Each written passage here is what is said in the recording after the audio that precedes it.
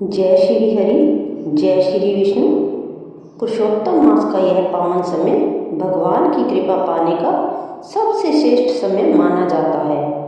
कहते हैं जो भक्त इस महीने में कथा सुनता है उसके जीवन के कष्ट धीरे धीरे समाप्त होने लगते हैं। भक्तों, आज हम सुनेंगे पुरुषोत्तम मास में पूजे जाने वाले देवताओं की अद्भुत और चमत्कारी कथाएं। इन कथाओं में भक्ति है, चमत्कार है और जीवन बदल देने वाली सीख भी।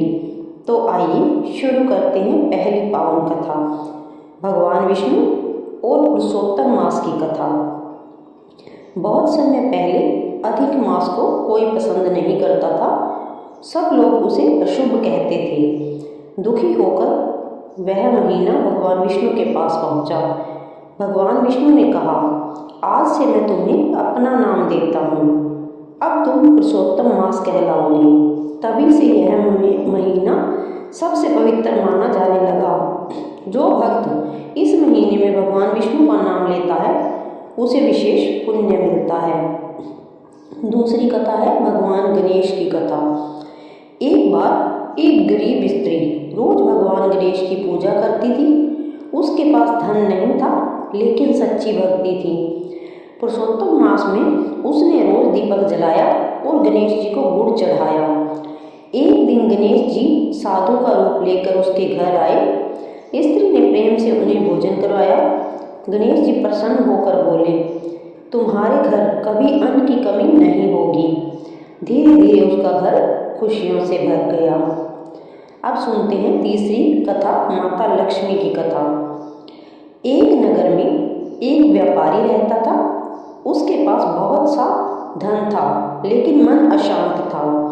उसकी पत्नी पुरुषोत्तम मास में माता लक्ष्मी की पूजा करती थी। वह रोज गरीबों को भोजन कराती। एक रात माता लक्ष्मी ने सपने में दर्शन देकर कहा, जहाँ दया और भक्ति होती है वहीं मेरा वास होता है। कुछ समय बाद व्यापारी का जीवन सुख और शांति से भर गया। अब सुनते हैं भगवान शिव की कथा। एक शिकारी जंगल में जानवरों का शिकार करता था।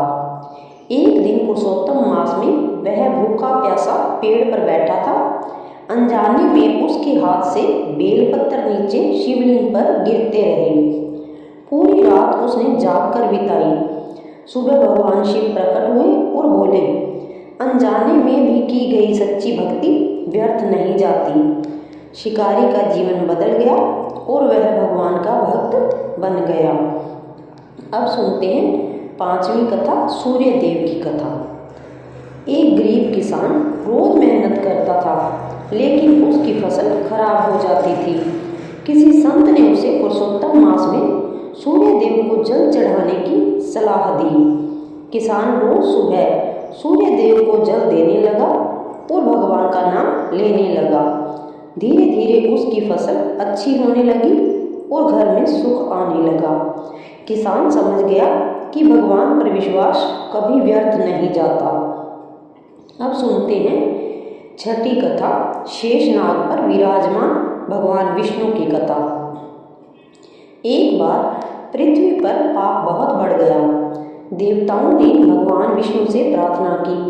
भगवान विष्णु शेषनाग पर विराजमान होकर बोले, जो भक्त पुरुषोत्तम मास में भक्ति करेगा मैं उसके दुख दूर करूंगा। तभी से लोग इस महीने में कथा, दान और भजन करने लगे। अब सुनते हैं सातवीं कथा, गरीब ब्राह्मण की कथा। एक गरीब ब्राह्मण रोज भगवान का नाम लेता था। उसकी पत्नी दुखी रहती थी क्योंकि घर में गरीबी थी। पुरुषोत्तम मास में दोनों ने व्रत और कथा शुरू की। एक दिन भगवान विष्णु साधु बनकर आए। ब्राह्मण दंपत्ति ने प्रेम से भोजन कराया। भगवान प्रसन्न हुए और उनका जीवन सुख से भर गया।